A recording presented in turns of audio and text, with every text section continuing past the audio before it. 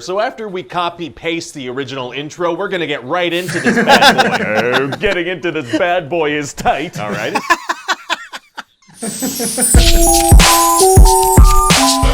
Blake, I got something a little bit different for you this week. You ready for it? Ooh, I like different. Go on. Yeah, so we're not going to do a trailer. This time I'm going to show you a pitch meeting. And if you are on YouTube, you most likely know what pitch meetings are. I'm a massive fan of this channel. I've watched every single one of his videos multiple times. I've told you about him a bunch. Have you actually seen any of them? I have seen a lot of them. Barely an inconvenience is now a go-to catchphrase. It's part of the vocabulary? Yeah. Unfortunately. Yes. Yeah. It's funny how actually quite it, because he gets more and more things that he starts repeating each and every episode, and more times they just keep dropping into my vocabulary as well. And I'm saying it to people who, without a doubt, don't understand what I'm talking about, but it just makes me laugh.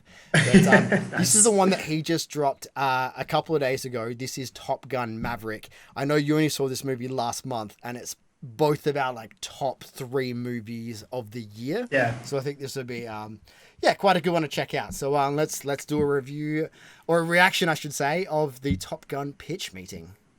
Cool. Play us in. All right, man. We'll do this in 3, 2, 1. Go. So, you have a movie for me? Yes, sir, I do. I got a freaking Tom Cruise movie to pitch you. Oh, does he run? No, actually, this one mostly just sits at a desk, so, no running, unfortunately. Oh. I'm just messing with you. A couple of good cruise movies, for sure. I was going to ask you to get the hell out of here and put a hit on you. What? So what's this movie? Tell me about it. Well, I was thinking we make another Top Gun movie. That's a movie people have heard of. It sure is, sir. So after we copy-paste the original intro, we're gonna get right into this bad boy. Getting into this bad boy is tight. All right, and so Maverick is a test pilot now, and he's working on this jet trying to get it to go to Mach 10. Okay. And this admiral wants to shut the program down, so Mav gets in a jet before he issues the order and frickin' does it. Oh, wow. And so the guy's like, well, he's got balls, I'll give him that much. That's a fantastic compliment. I say that all the time to, people next to me at urinals. What? Do that. Oh, okay, my bad. Anyway, then Mav gets a little cocky and pushes this thing even further, and it freaking disintegrates in midair. Oh my god, so he dies? No, he's fine. How'd he survive a midair disintegration on Mach 10? Well, we're gonna cut away. Oh, I understand. The characters can survive pretty much anything if you don't show how they did it. Very true. So then Mav gets back, and obviously he's gonna be in a lot of trouble. Yeah, I mean, he just destroyed a multi-million-dollar aircraft. It's gonna be hard for him to stay in the Navy after that. Actually, it's gonna be super easy. Barely an inconvenience. Oh, really? Yeah, see, Iceman from the first movie, he's a high-ranking commander now, so he steps in right at the nick of time to be like, actually, here's a job. Oh boy, here we go. Yeah, so it turns out some bad guys are building an unsanctioned uranium equipment plant, so Mav has to go back to Top Gun and train some pilots. Who are the bad guys? Oh, it's this bad country, sir. Very bad. Okay, which one? One of the bad ones. Not good at all in this country. Undisclosed. Oh, listen, sir, I'm gonna need you to get all the way off my back about what country this is, okay? Okay, let me get off of that thing. Probably best to not get specific anyway. Yeah, because Twitter exists now, all right? Let's just not go there. Pretty smart. So why doesn't the Navy just blow this place up with drones? Well, see, there's like GPS blocking and surface-to-air missiles and blind spots. Just the exact circumstances we need to make the movie happen, okay? So just go with it. Okay, I will. And this freaking target's at the end of this big canyon, and to hit it, they gotta hit this super precise exhaust port. Oh, they gotta do a Star Wars. No, it's not a Star Wars, sir. It's a Star Wars. Pilots flying through tight space It's and Star blow up an Wars. evil base by hitting a very precise target. It's Star Wars. No, it's not. It's just this movie where one of the best pilots is this kid that Mav is gonna mentor, and he's actually the son of someone he used to fight with back in the day. This is a Star Wars. So basically, Mav has a couple of weeks to train these pilots to do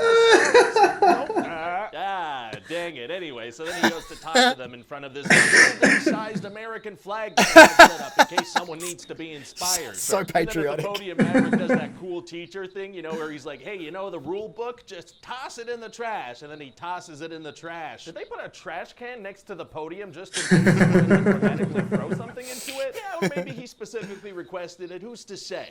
So anyway, then he's gonna start training these pilots, but he's having a hard time with Rooster, who's the son of his friend Goose that died in the first movie. He died in the first movie. Yeah, that's literally what I just said. So anyway, Rooster's not only mad at Mav about the death of his father, but also because Mav messed with his papers at the request of his mom and took a couple years off his career. Yikes. And also sometimes Maverick is gonna kiss Jennifer Connelly, so we'll try to connect that to the first movie in some way. Oh, good for him. Anyway, so eventually Mav is having a real hard time making these pilots work as a team, so you know what he's gonna do? Sweaty shirtless beach volleyball like in the original? What? No, sir, come on, this is its own movie, okay?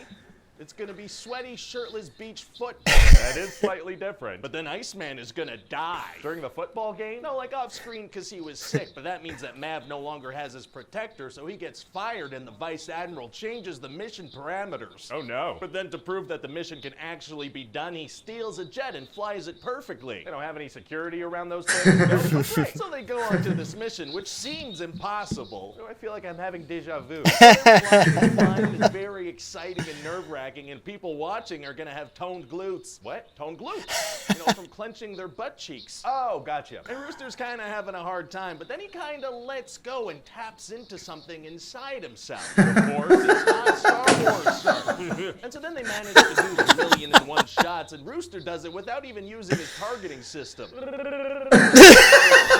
Celebrating. Oh my God. So anyway, then they get out of there and they get into a freaking dogfight with enemy jets. And Mav is gonna get shot down, and then Rooster's gonna save him, but also get shot down. And so getting shot down's not a big deal. Not for the good guys, sir, but for the bad guys, it's always lethal. Nice. So then Rooster and Mav sneak onto this enemy base, and it just so happens there's an operational F-14 Tomcat, which is the jet he flew in the first movie. Oh, we're going full nostalgia coincidence. Sure are, sir. So then they get into another dogfight, and they manage to survive, and then everybody's super happy for them. Very fun. Were those war crimes, though? I don't know. I'm super happy for them. Amazing. So what do you think? Well, you know what? I think it might be refreshing for people to have this kind of classic summer blockbuster again.